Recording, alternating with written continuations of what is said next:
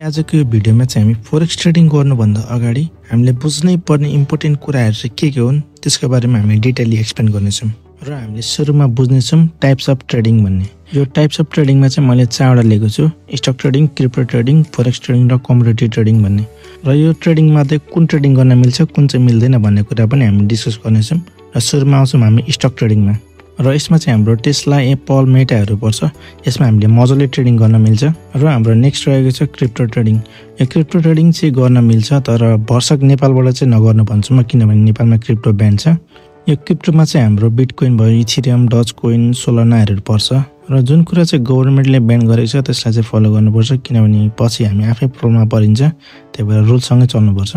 र हाम्रो अर्को रहेको छ कमोडिटी ट्रेडिङ भन्ने।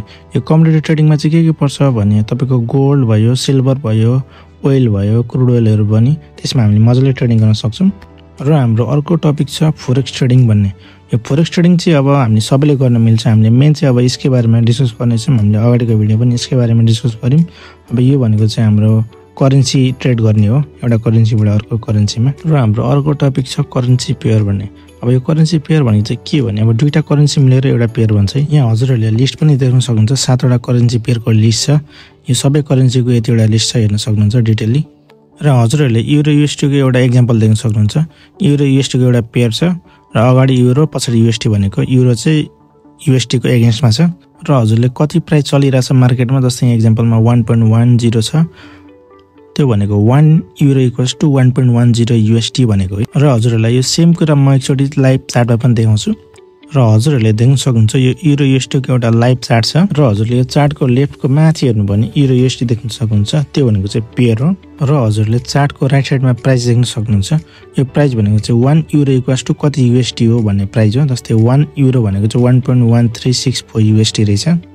र यो त भयो हाम्रो पेयरहरूको बारेमा। अब मेन इम्पोर्टेन्ट बुझ्नुपर्ने मार्केटको बारेमा चाहिँ के छ भने हाम्रो जुन मार्केट हामीले हेर्छौँ नि, त्यो मार्केटमा चाहिँ हाम्रो दुई टाइपको ट्रेडरहरू हुन्छ। एउटा चाहिँ रिटेलर भयो, जुन तपाईँ हामी जस्तो सानसानो ट्रेडरहरू, जसले चाहिँ मार्केटमा डाइरेक्ट ट्रेड गर्न मिल्दैन। र हामीले चाहिँ मार्केटमा ट्रेड गर्न बिचमा एउटा ब्रोकर युज गर्छौँ।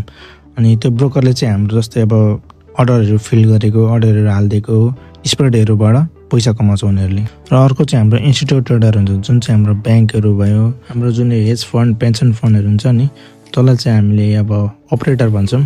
उनीहरू चाहिँ इन्स्टिट्युट ट्रेडरमा पर्छन्। जुन अपरेटरले चाहिँ जुन मार्केट मुभ गर्छ अनि जति पनि मुभ हुन्छ मार्केटमा त्यो सबै भनेको इन्स्टिट्युट ट्रेडरले गर्छन्। अब यसबाट चाहिँ हामीले कसरी प्रफिट गर्ने भने सिम्पल तरिकाले कसरी बुझ्नुहोस् भने अब हामीले चाहिँ यो मार्केटलाई एनालाइज गर्नुपर्छ। र हाम्रो एनालाइज अनुसार चाहिँ मार्केट अब माथि जान्छ कि मुनि जान्छ भनेर, जस्तै अब एक्जाम्पलको लागि माथि जान्छ भने हामीले यहाँ मुनिबाट बाई गर्छौँ र मार्केट जति माथि जान्छ हामीलाई त्यति धेरै प्रफिट हुँदै जान्छ।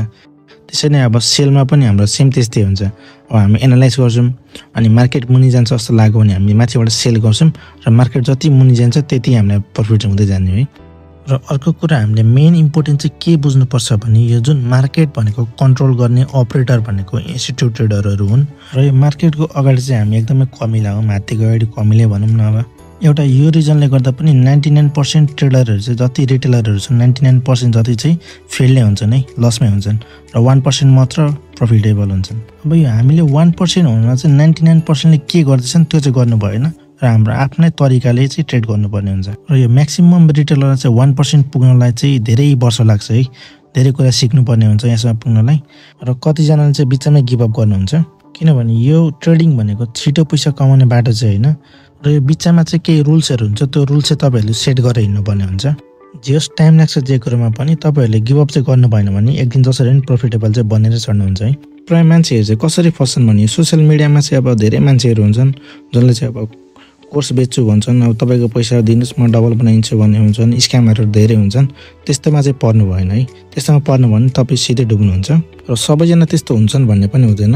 हजुरहरूले आफै पनि रिसर्च गर्न सक्नुहुन्छ को कस्तो छ भनेर बुझिहाल्नुहुन्छ होला। र यो हामीले आफै बुझेर गर्न चाहिँ अब सही बाटो चाहिँ कुन हो भन्दाखेरि अब तपाईँले बेसिकबाट जान्नुहुन्छ, ABCDबाटै जानुपर्ने हुन्छ यसमा चाहिँ। जस्तै अब एक्जाम्पलै लिउँ न, एउटा बच्चाको एक्जाम्पल लिउँ।